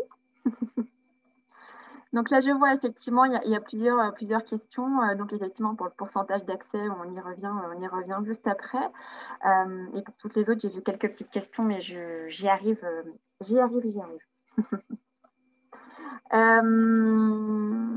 Donc du coup, je me permets également d'insister sur l'accompagnement que nous mettons en place pour nos étudiants. Donc pendant cette année de préparation qui vient en amont bien évidemment de votre intégration dans un IFSI, puisque notre but est de maximiser vos chances d'intégration dans un IFSI en vous préparant du mieux possible, notamment sur votre dossier Parcoursup, on met en fait tout en œuvre et ce, très tôt dans l'année pour vous permettre, pour vous mettre dans des conditions optimales de réussite. C'est-à-dire que nous vous fournissons, dès les résultats du bac, des conventions de stage afin que vous puissiez commencer votre immersion dans le monde professionnel, notamment pendant les vacances estivales, si vous le souhaitez. C'est-à-dire que nous vous fournissons également, c'est-à-dire que vous fournissez en fait des conventions de stage très très tôt dans l'année, tout simplement. Voilà. Et puis nous vous fournissons également de quoi travailler pendant votre été avec une mise à disposition de cahiers d'été qui vous permettront de vous remettre à niveau sur certains pavés. Donc, ça peut notamment être l'inquiétude de certains étudiants qui auraient fait un bac pro ou un bac technologique et qui pensent ne pas avoir le niveau en biologie, notamment. Eh bien, vous aurez parfaitement la possibilité de pouvoir vous remettre à niveau pendant l'été avant même d'intégrer votre prépa Galien en septembre. Nous mettons à disposition également de nos étudiants des supports pédagogiques de qualité, à savoir des polycopiés, des fiches de cours. Nos étudiants pourront également, et ça c'est important, avoir accès à une plateforme en ligne. Alors cette plateforme chez nous, elle s'appelle Studius, sur laquelle ils pourront retrouver une bibliothèque numérique et des documents nécessaires à toute leur formation. Par la suite, et ça va principalement intéresser les parents de l'audience, nous mettons un point d'honneur, bien évidemment, au suivi de nos étudiants. On a le suivi des absences afin d'identifier les étudiants qui seraient notamment en décrochage, des rendez-vous avec des délégués, on fait des conseils de classe avec l'équipe pédagogique afin de suivre l'évolution de nos étudiants. Et puis, on est là également pour répondre à toutes leurs questions, et ce, via des rendez-vous individuels ou des échanges entre parents et enseignants ou entre parents et responsables pédagogiques, afin de faire un point donc, sur la motivation des étudiants, mais également sur leur avancée au niveau des notes ou de stage ou des rapports de stage, etc. etc. Concernant enfin nos prépas, elles sont à taille humaine, et ça, voilà, Venceslas vous l'a dit juste avant, c'est-à-dire que nos classes sont à effectif réduit afin de garantir une certaine interaction et certains échanges avec nos enseignants et nos étudiants, voilà, une certaine proximité, de façon à avoir des échanges de façon importante et de pouvoir suivre véritablement tous nos étudiants. Donc, concernant, et là pour le coup j'avais la question il y a quelques secondes, nos taux de réussite, vous avez en fait le taux de sélection en moyenne sur Parcoursup, donc à savoir que pour infirmier par exemple, je vous l'ai annoncé tout à l'heure, on est autour des 30%, donc à Galien vous avez voilà, 66%, enfin du moins on a fait intégrer 66% de nos étudiants l'année dernière. Pour infirmier des forces armées, il n'y a que 10% des étudiants qui sont pris, on est à peu près sur le même taux. Aides-soignants, vous avez 10%, il y a 68% de nos aides-soignants l'année dernière qui ont intégré un IFAS. Et pour l'auxiliaire de puériculture, il y a à peu près 59% de nos étudiants qui sont rentrés. Donc, vous l'aurez compris, bien évidemment, c'est que la réussite de nos étudiants, c'est la priorité de chacun d'entre nous, et ce depuis plus de 20 ans. Et bon, nos étudiants nous le rendent plutôt bien, puisque pour le coup, on affiche quand même des taux d'admission, pour le coup, qui sont plus qu'honorables. Donc, en tout cas, on est plutôt très fiers d'eux. Alors, je vois certaines questions, on reviendra dessus juste après. Puisque pour le coup, j'ai juste à vous préciser que voilà, je vais répondre aux questions qui vont arriver. Et j'ai également eu cette question, donc j'y réponds maintenant. Par rapport à nos inscriptions, en fait, elles sont ouvertes d'ores et déjà chez nous, c'est-à-dire dans les 16 centres de France, voilà, et dans les centres notamment proposant la formation infirmier. Et pour vous inscrire, en fait, il n'y a rien de plus simple. Vous pouvez télécharger nos plaquettes de formation sur notre site internet. Donc, en fonction des villes, vous pourrez faire une demande de documentation. Et vous pourrez remplir donc, le dossier d'inscription qui se situe en dernière page de notre brochure et nous le renvoyer par courrier ou nous le déposer directement au secrétariat de chacune de nos écoles. On prendra ensuite, et ça c'est systématiquement, on prendra ensuite un rapide contact avec vous pour vérifier tout simplement que tout est bon, vous avez bien, voilà, que votre orientation est bonne, et que on aime bien s'assurer de votre motivation, tout simplement. Vous pouvez également sur notre site internet avoir accès à l'intégralité de nos JPO, donc pour les JPO de l'ensemble des Galiens de France. on vous conseille de réserver vos places assez rapidement, et ce dans tous les Galiens de France qui proposent cette formation, puisque nos classes se remplissent très très vite. Aujourd'hui, je suis localisée sur la région Bourgogne-Franche-Comté. Je suis le seul centre à proposer une formation telle que celle-ci. Donc voilà, j'ai à peu près 20-25 places à proposer cette année. Et ça commence à se remplir plutôt très vite. Donc n'attendez pas les résultats Parcoursup pour vous inscrire. Il y a une préinscription qui est faite, elle est de 180 €. Et on conserve néanmoins, si jamais vous êtes pris dans un IFSI, donc bien évidemment, on vous rembourse. On conserve néanmoins 50 € de frais de dossier. Donc voilà, on va dire que le risque à prendre est très faible pour au moins réussir à conserver véritablement et réserver votre place au sein des cours Galiens, puisque ça va très très vite, et ce dans toutes les villes de France. Parcoursup se termine bientôt, et autant vous dire que nos classes vont bientôt être complètes. Donc, je vais maintenant regarder un petit peu les questions qui ont été posées. Carole, peut-être que tu peux m'aider. Je n'arrive pas à les voir toutes, j'en ai peut-être raté certaines. J'ai répondu à pas mal, je pense. Donc, beaucoup de questions concernant le montant de la prépa. D'accord. Alors, le montant, effectivement, vous les trouverez dans nos plaquettes. Là-dessus, il n'y a pas de souci. On est autour donc des 2 000 € concernant une année de préparation. Donc, je rappelle, pour l'année de préparation, c'est à peu près 280 heures de cours sur une année complète, 18 semaines, 3 semaines de stage, un accompagnement complet, notamment sur Parcoursup. Pour demander, donc nous ne sommes pas présents sur Parcoursup, vous postulez directement au sein de notre école. D'accord ? Ça aussi, ça peut faire partie des questions qu'on a potentiellement. Donc, on forme bien évidemment pour les étudiants qui souhaitent être infirmiers, auxiliaires de puériculture ou aides-soignants. Et j'ai une question, donc la formation même d'aide-soignante, oui, on forme, et on forme uniquement sur Paris. On a une école qui s'appelle Assistéal et on forme sur Paris. Donc, vous pouvez aller chercher l'information auprès d'Assistéal.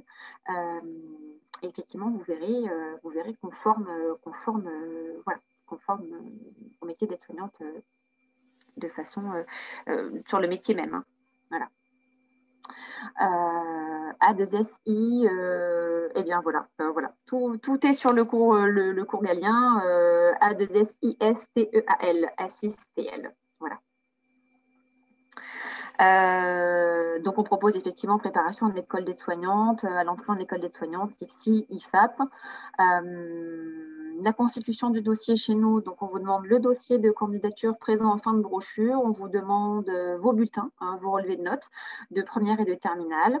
Alors de terminale, potentiellement seulement, mais si vous n'avez qu'un seul bulletin encore, on vous demande, vous pouvez rajouter les bulletins de première, une photo. Et puis c'est à peu près tout. Donc, par rapport aux informations personnalisées également, donc si vous avez, et c'est souvent les questions qu'on a, un parcours un petit peu, j'ai envie de dire, alors je ne dirais pas atypique, mais un parcours un petit peu différent du parcours je suis lycéen de terminale, j'ai tel bac et ensuite je vais postuler sur Parcoursup. N'hésitez pas à vous rapprocher du centre galien plus proche. Alors, sur les 3 prochaines ou sur le prochain mois, il me semble que toutes les écoles de France proposant cette formation vont faire une porte ouverte, que ce soit ce week-end, le week-end prochain ou encore après. Donc n'hésitez pas. Dans certaines écoles, c'est soit sous forme visioconférence, soit vous avez également la possibilité, si vous n'êtes pas présent pour ces journées portes ouvertes, de prendre des rendez-vous individualisés et individuels avec les responsables pédagogiques de chacun des centres qui pourront parfaitement vous conseiller, qui sont au courant de l'intégralité de toutes les modalités qu'on a présentées ce soir, donc que ce soit les modalités de sélection, que ce soit les modalités de reconversion. On pourra parfaitement vous guider, donc n'hésitez pas à prendre rendez-vous ou appeler, tout simplement, sans aucun souci.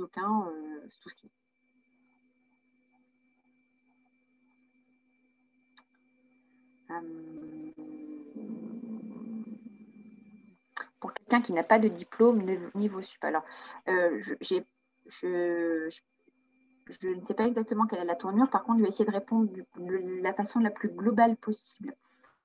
Pour être infirmier, il vous faudra forcément, quoi qu'il arrive, un baccalauréat. C'est le diplôme requis de base pour pouvoir prétendre à postuler sur Parcoursup ou sur Parcours Plus, si vous êtes en reprise d'études, pour pouvoir prétendre à intégrer un IFSI. Ce n'est pas forcément le cas si vous souhaitez intégrer une école d'aide-soignante ou d'auxiliaire de puériculture. Là, pour le coup, vous avez la possibilité d'intégrer ces écoles sans avoir le baccalauréat. Il y a des passerelles pour des BEP, CAP, voilà. Et là-dessus, ce sont les écoles qui vont pouvoir vous donner l'intégralité des informations et des documents qui vont pouvoir être demandés. Donc, n'hésitez pas à vous renseigner auprès de chacune des écoles. Donc, concernant le coût des prépas, qu'on soit sur auxiliaire de puériculture, aide-soignant ou infirmier, on est principalement sur un package global environ 2 000 €. Voilà. Pour chez nous, vous pouvez nous faire effectivement une lettre de motivation. Alors, un CV n'est pas obligatoire, mais voilà, pour les étudiants qui souhaiteraient nous faire une lettre de motivation, c'est toujours appréciable de savoir pourquoi vous souhaitez faire ce métier. Alors, elle n'est pas obligatoire, mais si vous souhaitez la faire, vous pouvez la faire. Alors, il y a des personnes qui ont des mains levées. Si vous souhaitez, vous pouvez débrancher votre micro et poser votre question sans aucun souci.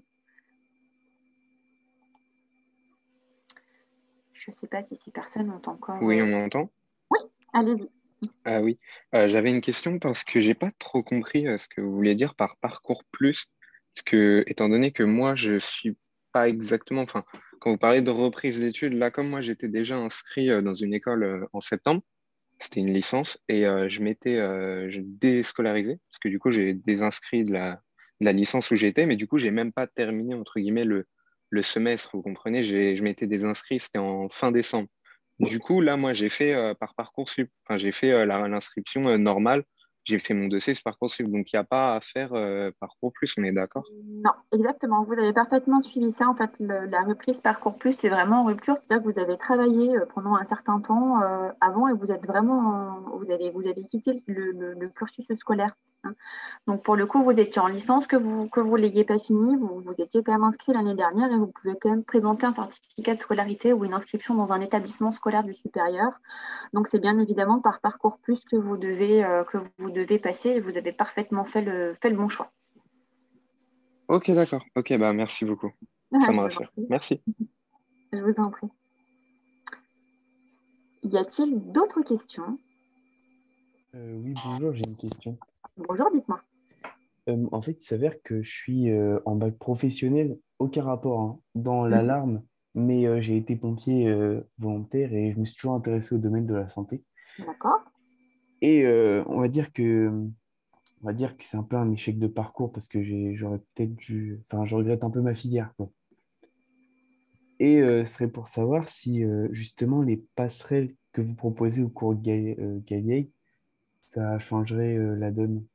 Enfin, je veux dire, Alors, avec votre… genre, ça prouverait un élan de motivation ou quelque chose en plus, hein, ça rajoutait un petit plus dans le CV ou dans le parcours ou quelque chose comme ça.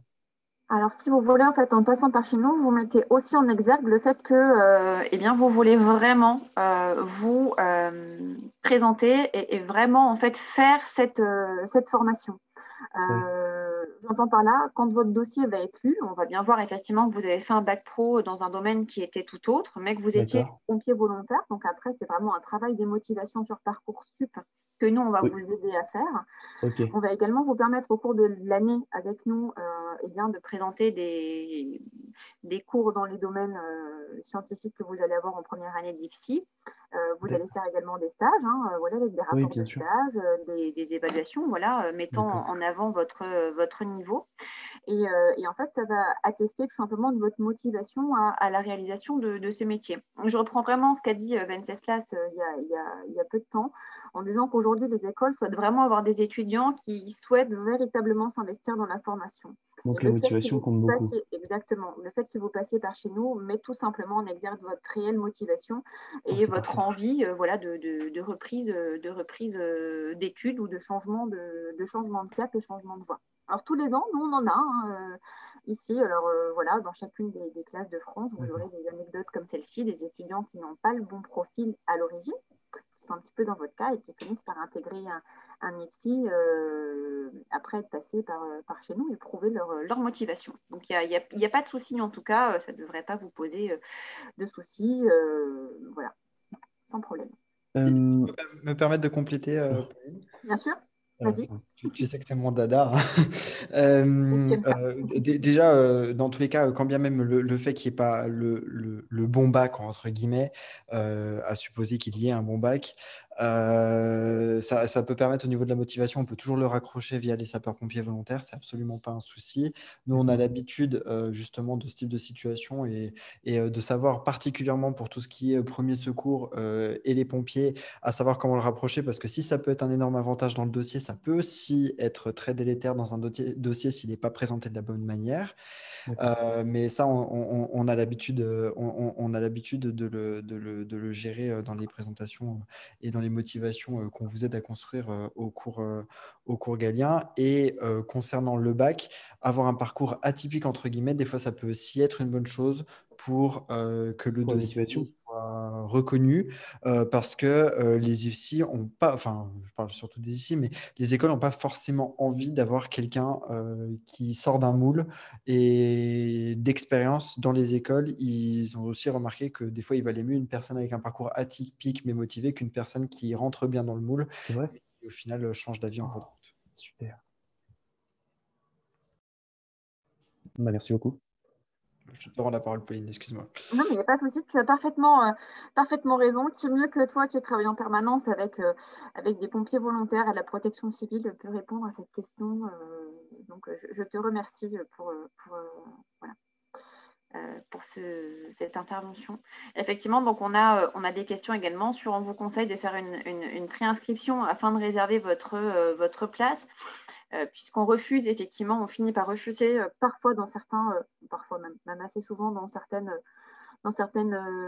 centres, et bien simplement des étudiants faute de place, puisque comme on vous l'a dit, effectivement, nos promos ne sont pas très grosses. Donc pour le coup, et parfois nous sommes les seuls présents sur un territoire important. Donc pour le coup, voilà, si vous souhaitez vraiment réserver vos places, n'hésitez pas, une préinscription, voilà, ça peut être fait. Nous, on va vous envoyer à la suite de cette conférence beaucoup d'informations, donc notamment des plaquettes, les dates des prochaines journées portes ouvertes des différents centres auxquels vous pouvez être rattaché. Donc n'hésitez surtout pas, voilà, à vous préinscrire en tout cas. Et puis l'ensemble des cours Galien de France sont également, je vous l'ai dit tout à l'heure, mais je le redis, présentes pour répondre à toutes vos interrogations sur votre parcours, vous guider, vous orienter, en tout cas du mieux possible avec les connaissances qu'on a aujourd'hui du concours et de Parcoursup. Y a-t-il encore des... Oui, moi, j'aurais une question. Bonjour, madame. Bien sûr. Déjà, je m'excuse, je n'ai pas réussi à être là à 18h, donc je risque de poser une question sur vraiment contretemps atroce. Voilà, je m'excuse. Nous, en fait, on est les parents d'une jeune fille qui est en terminale générale et qui voudrait rentrer à l'IFSI. Et donc, elle m'a dit... écoute, j'ai vu une prépa, voilà. Donc, en fait, on ne sait pas trop, on a regardé sur votre site. Est-ce que quelqu'un qui est en terminale générale devrait passer par chez vous? Elle a 11 de moyenne. Donc, on sait que pour rentrer à l'IFSI, ce n'est pas rêvé. Maintenant, elle est motivée. Qu'est-ce que vous en pensez, voilà Alors, par rapport à tout ça, il y a plusieurs éléments à prendre en compte. Ça va principalement être, bien évidemment, il y a la moyenne, mais il n'y a pas que. Il y a également potentiellement les spécialités qu'a pris votre fille en première et en terminale, et celles qu'elle présente aujourd'hui au bac. C'est-à-dire que voilà, plus elle va présenter des matières qui sont typées biologie, plus elle est plutôt dans le cadre. Elle a pris SVT et elle a pris maths. elle est plutôt raccord avec le cadre. Après, il n'y a pas vraiment de cadre prédéfini, comme l'a dit Venceslas, il n'y a pas vraiment de profil type, hein, attention. Mais pour le coup, c'est vrai que pour des étudiants en terminale, prendre une option biologie leur donne une petite chance supplémentaire. Et puis, il y a tout le reste. Pour infirmier, il y a le fait qu'elles connaissent potentiellement le métier, si elle a fait un stage ou Non. Voilà. Il y a potentiellement si elle est impliquée dans une certaine vie associative ou si elle a fait du bénévolat. Non, rien de tout ça, 0. Ça fait des années qu'on lui dit, enfin bon, voilà, on va la faire court hein, parce qu'il y a plein de monde. Mais non, il y a rien de tout ça. Et donc voilà, donc on la soutient et on voulait qu'elle soit là ce soir, mais c'est compliqué. Alors, voilà. Nous, quoi qu'il arrive, on vous conseille potentiellement de vous inscrire, hein, quoi qu'il arrive sur Parcoursup. Hein, vous avez la possibilité de demander 5 groupements de groupements infirmiers, donc ça correspond à peu près à 5 grosses régions. Plus ensuite, vous avez 20 sous-vœux possibles à l'intérieur de ces groupements et de ces régions. Donc, nous, c'est bizarre parce qu'on a mis, excusez-moi, je suis désolée.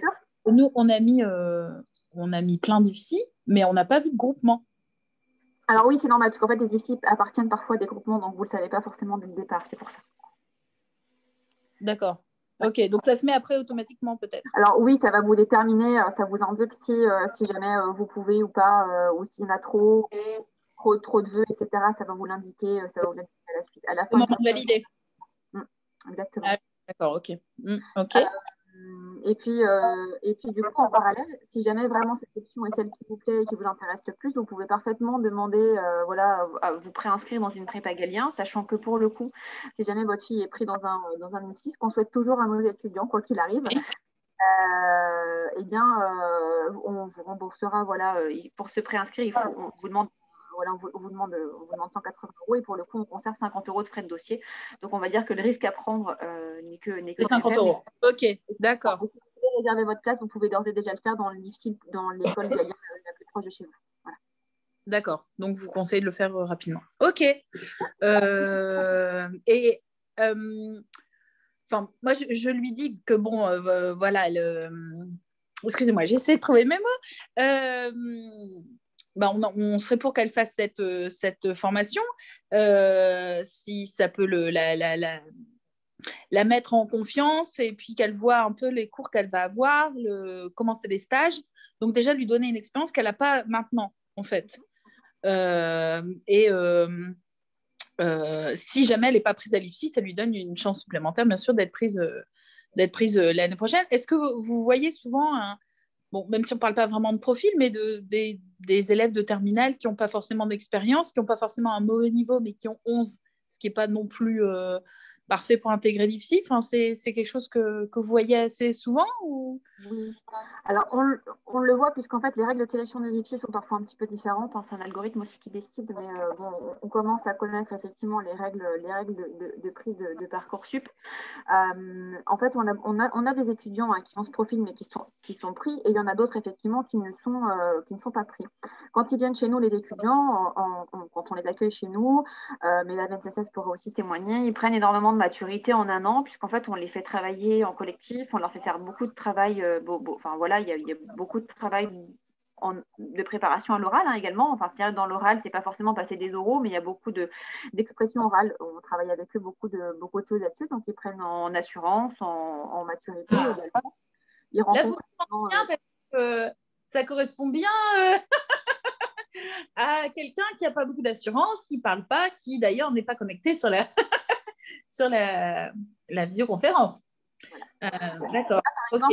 Pour vous donner un exemple, aujourd'hui, cet après-midi, j'étais en soutenance de TPE. Donc, les TPE sont des travaux pratiques encadrés. On fait faire ça à nos étudiants en infirmier parce que pour le coup, c'est une épreuve notamment qu'ils passent dans certains IFSI, notamment à Épinal. Donc, ils sont par 4 sur un thème. Donc, cet après-midi, on a travaillé sur les bébés bulles, les bébés médicaments et la maladie d'Alzheimer. Pour vous donner juste à titre d'exemple, on les fait travailler en groupe. Ils font un écrit. Ils ont 5 mois pour le préparer et ensuite, ils ont un oral. Et c'est compliqué pour eux d'avoir un exercice comme celui-ci, mais c'est ce qui est demandé en IFSI. Ils ont ensuite une note à l'écrit et à l'oral qui est valorisée dans leur parcours, dans leur dossier sur Parcoursup et que nous, on valorise au travers d'un bulletin qu'on donne à nos étudiants en fin d'année. Voilà un petit peu ce qu'on peut, des choses totalement concrètes qu'on met en place pour eux. Et c'est en ça aussi qu'ils prennent beaucoup d'assurance, voilà, parce que passer devant un jury, c'est pas forcément toujours simple. Oui, tout à fait. Plus les 3 semaines de stage. Plus à minima, c'est-à-dire que pour le coup, on peut leur donner dès les résultats du bac des conventions de stage, on est conventionné, donc s'ils veulent en faire sur toutes les vacances scolaires, c'est parfaitement possible. Ah, oui, c'est bien parce que ça, je lui disais qu'elle pouvait travailler, postuler pour cet été. Et elle me dit, bah oui, mais comme j'ai 0 expérience, je n'arriverai pas à en avoir une première. Bah, je dis, si, on peut toujours commencer forcément à un moment ou à un autre. Mais c'est vrai qu'avoir une convention de stage, ça peut être pas mal. Ça peut aider, effectivement. Ouais, je ne vais pas monopoliser. En tout cas, je vous remercie beaucoup, madame, Je vous en prie. d'avoir répondu à nos questions. Merci. Je vous en prie. C'est ça, tu veux peut-être ajouter quelque chose par rapport à justement cet accompagnement aux étudiants qu'on propose, la prise de maturité en 1 an ou... Oui, justement, c'était vraiment pour intégrer là-dessus. Avant Galien, en tout cas, j'étais un peu le sauvage de service, on va dire. C'est peut-être toujours le cas d'ailleurs, je ne sais pas, Pauline pourra plus se dire que moi. Mais le gros avantage qu'a Galien, je pense notamment pour ce profil d'étudiant, c'est de pouvoir s'épanouir et gagner en confiance dans un groupe qui est restreint. J'insiste là-dessus, vraiment le fait que les groupes soient petits et familiaux. Parce qu'après, dans tous les cas, ces compétences-là, elles seront demandées en école où les groupes seront forcément plus nombreux, parce que même les petites écoles, pour prendre un exemple, les petits IFSI, c'est quand même une 60aine d'élèves par promotion. Si on prend des grosses écoles, je prends notamment l'école du CHU de Dijon, Agnès, tu me dis si je me trompe, mais il me semble qu'en début d'année, en première année, c'est quand même plus de 150 étudiants. Donc ça fait beaucoup de monde et s'épanouir et s'imposer là-dedans quand ce n'est pas forcément dans notre caractère, c'est pas forcément ce qu'il y a de plus simple. Et je pense que voilà, quelques mois à Galien qui permettent de gagner en confiance là-dessus, de conforter son projet professionnel, etc. C'est toujours ça de prix. Et dans une vie, c'est pas ces quelques mois qui retardent, entre guillemets, peut-être le passage à l'école ou quoi que ce soit, qui vont jouer. Voilà. Il n'y a plus de questions. On peut peut-être... Dites-moi. Eh bien, écoutez, je vous écoute. Moi, j'avais 2 questions et il y en a une à laquelle vous avez déjà répondu, c'est-à-dire qu'on ne s'inscrit pas au cours Galien via Parcoursup. On est bien d'accord. Ça. Par contre, le fait de s'inscrire et de participer à cette formation nous donne le droit, après coup, de refaire des choix sur Parcoursup. Oui, exactement. J'ai tout compris jusqu'à présent. Exactement. Voilà. Et puis, une autre question, c'est, vous dites que les cours s'étalent de septembre à mars, et donc jusqu'au choix de Parcoursup, mais ensuite, qu'est-ce qu'ils font de mars à septembre, entre guillemets, quoi. Il y a quelques... bon, bien évidemment, vous avez parlé de stages et autres, etc. C'est ça que vous allez me répondre, j'imagine. Alors, pour le coup, on a effectivement, on peut leur donner des conventions de stage jusqu'à 2 mois et demi après la fin de Parcoursup. On les oriente aussi à chercher un job. Et là, pour le coup, nous, on peut les accompagner, on peut les aider. Alors, dans certaines villes, notamment, alors je parle en âme et conscience pour Dijon, on travaille en partenariat avec une plateforme qui s'appelle Merampsa. Et qui, pour le coup, met directement en relation nos étudiants avec les hôpitaux qui pourraient rechercher des étudiants pour des petits jobs étudiants. Alors, c'est vrai que les formations, auparavant, duraient un petit peu plus longtemps quand il y avait des préparations à l'oral, puisque pour le coup, on les accompagnait véritablement jusqu'à l'échéance des euros. C'est vrai qu'avec Parcoursup, nos formations finissent un tout petit peu plus tôt. Néanmoins, on oriente vraiment les étudiants à aller chercher un job. Alors, les résultats Parcoursup, quoi qu'il arrive, sont plutôt très tardifs. Hein. Cette année, la plateforme ferme début avril et les résultats ne sont qu'à partir du 27 mai. Donc, pour certains étudiants, ils n'auront des résultats qu'à partir de mai, juin ou juillet s'ils sont sur liste d'attente. Donc, on accompagne, on les oriente vraiment à trouver un petit job dans le domaine, sachant que quoi qu'il arrive, quand bien même ils décident de vouloir d'autres informations, on reste quoi qu'il arrive à leur disposition pour les accompagner. sur des recherches de stage, des recherches d'emploi, etc. On est à leur disposition pour relecture de CV, etc. Mais voilà, c'est effectivement la réponse que j'allais vous apporter, mais c'est ce qui se passe dans les faits. C'est là-dessus qu'on oriente nos étudiants avec les partenariats qu'on a en local. Et le stage en particulier dont vous parlez, hein, qui est entre guillemets, on va dire obligatoire, on est d'accord, hein. Dans quel cadre ils le font? Alors, ils ont quel type de travail? la possibilité. Alors, nous, les dates de stage sont données aux étudiants en règle générale, puisque du coup, nos calendriers de formation sont faits courant juin, juillet, hein, à peu près. Et on se cale aussi par rapport aux IFSI locaux, c'est-à-dire que voilà, nous, sur Dijon, par exemple, on va caler des dates de stage différentes de ceux des IFSI dijonnais ou des IFSI chalonnais qui pourraient prendre des places dans les CHU ou dans les cliniques environnantes. Voilà, et puis les étudiants ont donc la possibilité de rechercher leur stage s'ils le souhaitent. Donc excusez-moi, je n'ai pas été assez précis, je m'excuse, je coupe la parole, mais ils font quoi? Vous voyez, autant je vois quelqu'un qui est en école d'infirmière faire un stage d'infirmier, mais là, quelqu'un qui est au cours galien, qu'est-ce qu'il fait comme stage? Alors, pour le coup, on est plutôt sur du stage d'observation. Après, tout va dépendre effectivement du maître de stage qu'ils vont avoir et comment le maître de stage va accompagner cet étudiant. Donc, on a des étudiants. Alors, normalement, c'est vrai que quand on n'est pas en IFSI, on n'a pas le droit de pratiquer des soins. Je ne vais pas vous mentir. C'est vrai que c'est plutôt assez restreint. Après, on est dans de l'observation. En fonction d'où ils vont, ils peuvent très bien aller avec des infirmières libérales ou en cabinet, voilà, dans des cabinets libéraux qui vont leur permettre de pouvoir juste découvrir le métier. Mais effectivement, on n'est pas principalement de la pratique de soins. Après, ça va dépendre du maître de stage qu'ils vont avoir et de la responsabilité que décide d'endosser le maître de stage qu'il aura. Alors, Venceslas, peut-être, toi, tu as peut-être des étudiants parfois avec toi pour le coup. Oui, alors la nuit, on a un petit peu moins d'étudiants, mais en effet, c'est surtout un stage d'observation, puisque l'objectif de ce stage, c'est pas d'acquérir des compétences, ils auront tout le temps de le faire lorsqu'ils seront en école. L'objectif, c'est vraiment d'être confronté au métier, de découvrir le métier, c'est-à-dire de se dire, voilà, est-ce que les horaires, je me vois le faire toute ma vie? Est-ce que être confronté à la mort, c'est quelque chose auquel que je peux faire?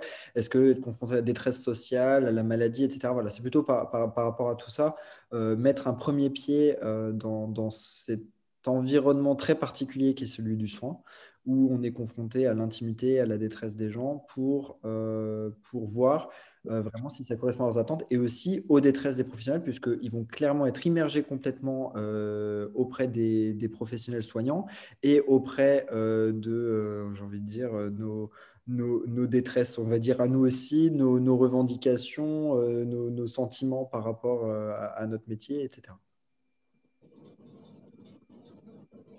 D'accord, merci. J'espère que ça répond. Oui, c'est la réponse, c'est vraiment la question, quoi, parce que un stage, c'est important, quoi. Donc, quand on fait le stage, si effectivement on le fait dans de bonnes conditions, au bon endroit, effectivement, ça donne envie. Mais si vous ne le faites pas forcément au bon endroit, ça peut être compliqué, quoi. C'est pour ça que on laisse nos étudiants chercher leur stage et trouver un stage dans un domaine qui les intéresse. Et si jamais ils ont des difficultés, nous, on a des adresses possibles pour les aider à trouver un stage, mais on les laisse généralement faire les démarches eux-mêmes afin que déjà ils se sentent impliqués dans le stage et qu'ils puissent s'épanouir aussi dans ce stage. Ça fait partie de la démarche, bien évidemment. Ok, merci. Je peux me permettre de rajouter, Pauline, parce que je vois une question par écrit pour savoir si les étudiants... Bien sûr. J'allais te demander d'y répondre si tu pouvais le faire. Alors, concernant les stages au CHU, je ne vais pas vous mentir, il y a quelques années, c'était relativement simple. Il suffisait de connaître quelqu'un et on y arrivait relativement bien. Maintenant, forcément, vu la taille de la plateforme qui est le CHU, alors, je réponds pour le CHU de Dijon, hein, bien entendu, mais je pense que c'est valable un peu partout. C'est un peu plus compliqué. Maintenant, ça passe par une plateforme et il faut faire une demande de stage en ligne. Je ne dis pas que c'est impossible, hein. On a des étudiants tous les ans qui arrivent à avoir des places. Après, ça dépend de la période demandée, ça dépend de l'état des services, ça dépend de beaucoup de choses. Typiquement, effectivement, cette année, on n'a pas pu avoir énormément d'étudiants au CHU parce que lié à la crise sanitaire, les services dans lesquels étaient affectés les étudiants pouvaient passer service Covid d'une minute à l'autre. Donc, c'était un des risques que de prendre des étudiants et je pense que le CHU, en tout cas pour des stages d'observation, était un petit peu plus frileux. Mais dans tous les cas, c'est possible. Je pense qu'il faut surtout s'y prendre le plus tôt possible et encore une fois, motiver la raison de demande du stage. Et tout est possible, en tout cas, de ce point de vue-là. Merci beaucoup. Alors, s'il n'y a plus de questions, je vous propose d'arrêter la réunion. Je le répète, si vous souhaitez prendre des informations, n'hésitez pas à vous rapprocher du centre galien le plus proche de chez vous, de façon à pouvoir prendre rendez-vous avec les responsables pédagogiques et de leur présenter tout simplement votre parcours, de façon à avoir toutes les informations nécessaires. Merci. Je remercie Carole qui a tenu le chat tout au long de la soirée. Bien évidemment, mes IDE, Venceslas et Yanis, que je retrouve très bientôt au centre pour de nouvelles interventions. Et bien sûr, merci à vous tous pour votre présence et pour votre confiance, d'avoir participé pour votre présence, pour avoir participé à cette réunion, en espérant avoir apporté le maximum de réponses à toutes vos questions concernant ces 3 filières. Et puis, souhaitons vous revoir très bientôt au sein d'un des centres galiens présents en France. Merci beaucoup à tous. Merci beaucoup. Merci également. Bonsoir. Bonsoir. Bonne soirée, merci. Bonsoir. Bonsoir.